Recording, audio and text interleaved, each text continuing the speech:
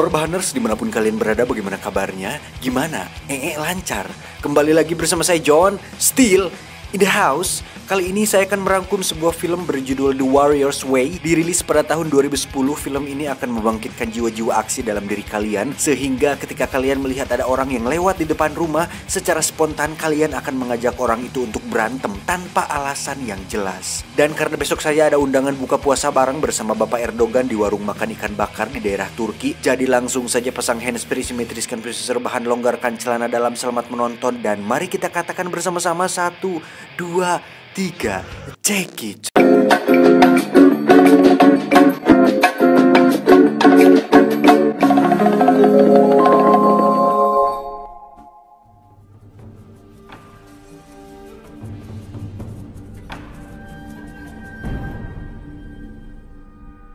Diawali dengan memperlihatkan seorang pria yang memiliki tatapan hampa dan seolah tak ada emosi di dalamnya, di mana pria ini berlatih pedang selama hidupnya hanya untuk satu tujuan, yaitu menjadi pendekar paling hebat dalam sepanjang sejarah umat manusia.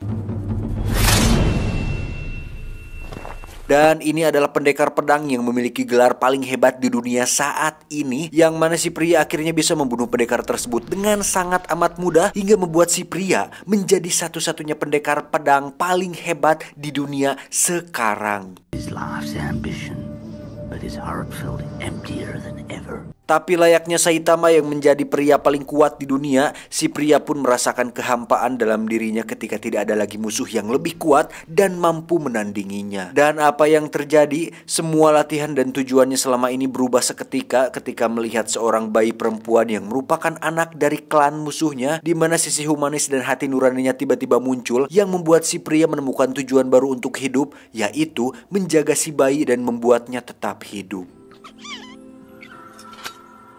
Meski perjalanannya penuh rintangan seperti didatangi para pendekar Ruyuk Awi yang tidak terlalu jago, kemudian nenek tak sadar umur yang berniat membunuhnya, si pria pun tetap konsisten hingga dia berpikir bahwa tanah ini sudah tidak aman lagi. Dia pun memutuskan untuk menemui sahabat lamanya di negara barat dengan tujuan untuk menghabiskan sisa hidupnya bersama si bayi. Dan inilah jalan seorang pejuang.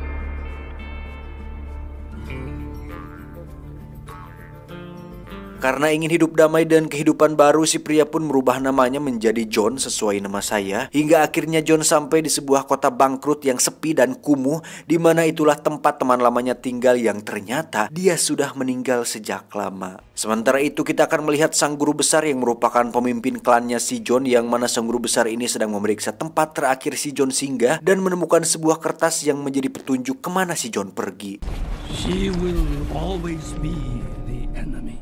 Dan mari saya jelaskan sedikit bahwa si John ini adalah bagian dari sebuah kelompok atau klan paling disegani, ya semacam klan pembunuh lah, seperti di film klan Ozuno yang ninja assassin, di mana klan mereka sudah terlibat perseteruan selama ratusan tahun, dan satu-satunya keturunan klan musuh mereka yang masih hidup adalah si bayi yang sedang dibawa si John. Sehingga secara tidak langsung si John dianggap pengkhianati klannya sendiri, yang mana sang guru besar ini berniat untuk membunuh si bayi, yang tentu saja si John tidak akan membiarkan hal itu terjadi.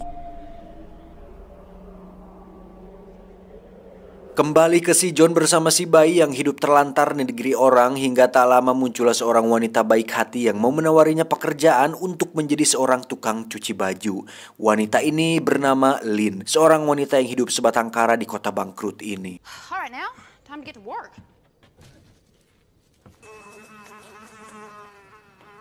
Hari pertama John bekerja, dia pun didatangi oleh 3 pemuda yang meminta John untuk mencuci baju mereka, yang mana ketika pemuda ini dengan polontongnya bersikap jumawa di depan John, yang padahal jika mereka tahu siapa sebenarnya si John, saya jamin mereka akan kencing batu di celana sambil lari terbirit-birit. Dan mari saya ceritakan sedikit bahwa sebagian besar penduduk di kota kecil ini adalah para talent atau pemain sirkus yang memiliki keahliannya sendiri-sendiri, termasuk si Lin yang berambisi untuk menjadi seorang pelempar pisau, namun nampaknya dia belum cukup siap untuk melakukan hal itu. Ditambah sepinya pengunjung menjadi faktor utama kenapa kota ini mengalami kebangkrutan.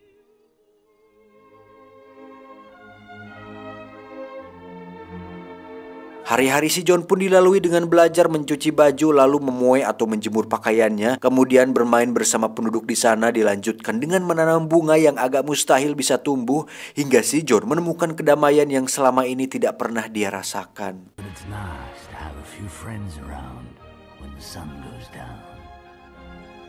Beberapa pekan berlalu, bunga yang ditanamnya pun kini tumbuh dengan lebat, di mana si John sendiri terlihat sedang bermain kartu dengan si Ucok, yang mana si Ucok ini sering kalah taruhan karena kesulitan melihat kebohongan dari mata kosong yang dimiliki si John. Saat melihat Lin yang sedang sendirian di tengah kuburan, Ucok pun bercerita bahwa saat Lin masih kecil, dia sebenarnya memiliki ayah, ibu, dan sang adik yang masih bayi, yang mana keluarganya tersebut sudah mati oleh seorang kolonel jahat yang telah membantai mereka semua dengan begitu sadis.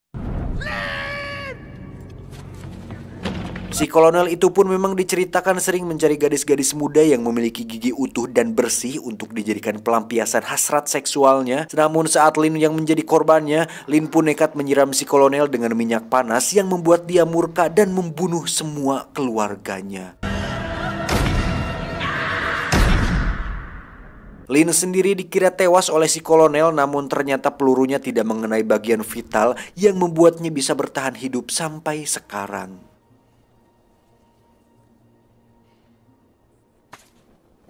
My arm ain't worth a damn. Ouch.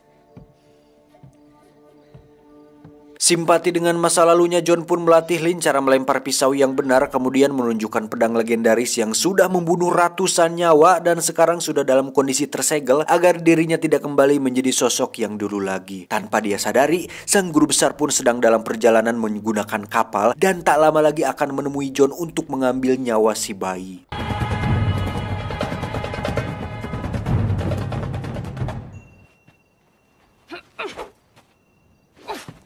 Kembali ke si John yang sedang melatih Lin menggunakan pisau, di mana si John merasa dirinya kembali hidup dan memiliki keluarga yang sesungguhnya dan hidup bahagia di kota kecil tersebut. Merry Christmas, Laundryman! Sampai suatu hari, ketika mereka semua sedang mengadakan pesta, ada beberapa orang menggunakan kuda dan merusak kebun bunganya, yang ternyata itu adalah kelompok penjahat di bawah pimpinan si kolonel. Merry Christmas!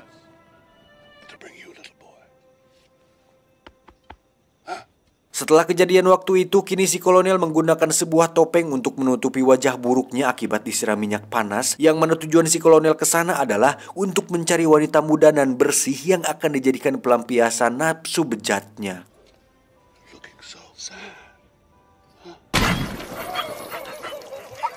Salah satu warga yang mengenakan kostum badut pun menjadi bulan-bulanan si kolonel dan pasukannya, dilanjutkan dengan membunuh sepasang suami istri hanya untuk alasan yang tidak jelas. Dan itu sangat bagong sekali. Por favor, no la mates.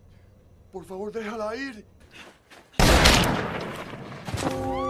Dan apa yang terjadi selanjutnya benar-benar tak terduga, di mana si Lin ternyata masih ingat dengan bebenguk orang yang telah membantai keluarganya, untuk kemudian Lin berdandan dengan cukup menor dan berniat untuk membalas dendam.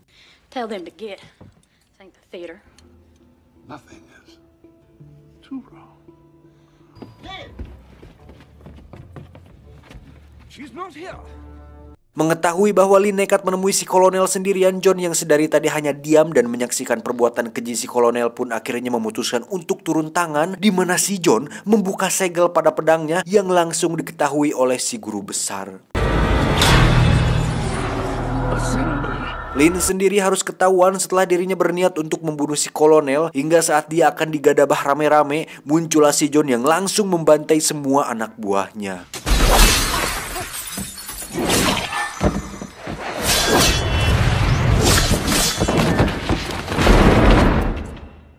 Dengan memanfaatkan Lin, si kolonel pun berhasil kabur dari sana, yang justru akan membuat semua penduduk kota berada dalam bahaya. Karena sudah pasti si kolonel akan kembali dengan membawa pasukan yang lebih banyak.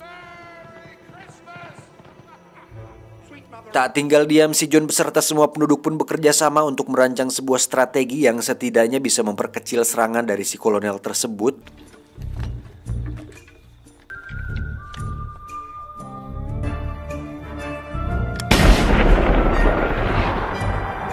Singkat cerita, esok pun tiba. Semua warga pun sudah bersiap di posisi di mana mereka sudah menyiapkan sebuah ranjau yang bisa meledakkan semua pasukan si kolonel. Dan betapa kagetnya mereka ketika si kolonel membawa ratusan pasukan berkuda yang sangat amat di luar ekspektasi mereka. Dan si John berada paling depan untuk menyambut dan menghabisi mereka satu persatu menggunakan pedang di tangannya.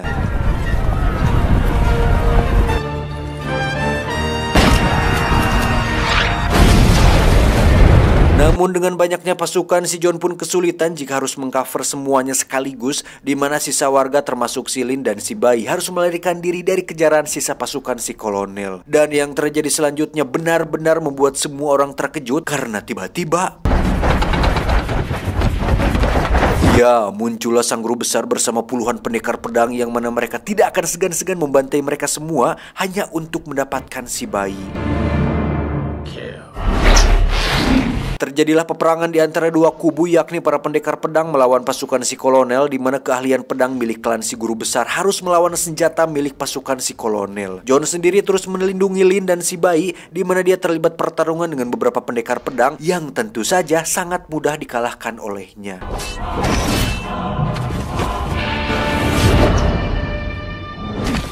Dengan kekacauan ini, Lin pun menitipkan si bayi kepada si Ucok, yang mana si Ucok pun harus tewas oleh si kolonel yang mencoba untuk menangkap bayinya agar si kolonel punya jaminan untuk tetap hidup. Dan mau sebanyak apapun pasukan si kolonel dan secanggih apapun senjatanya, hal itu tetap bukan tandingan sang pendekar pedang paling hebat sepanjang sejarah manusia. Dan yang paling menarik adalah John ternyata memiliki kecepatan melebihi peluru yang membuat si bayi berhasil diselamatkan.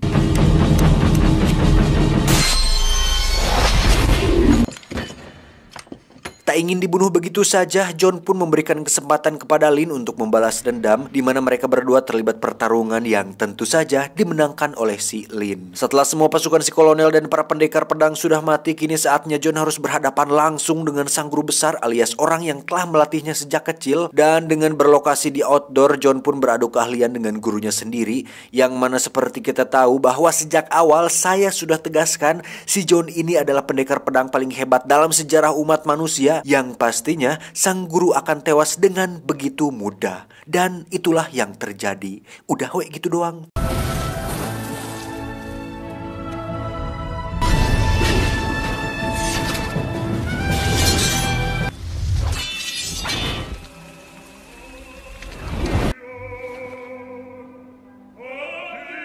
Merasa bahwa takdirnya sebagai pembunuh dan pendekar pedang tidak bisa ditinggalkan, John pun menitipkan si bayi pada si Lin dan memutuskan untuk pergi demi mencapai cita-citanya bertemu dengan John Wick. Dan setelah berkelana sampai ke benua Antartika, John pun bertemu dengan puluhan pendekar pedang es yang mau mereka main sendiri-sendiri atau keroyokan pun, si John 100% tetap akan menang karena dia adalah tokoh utama. Tamat ending yang membagongkan.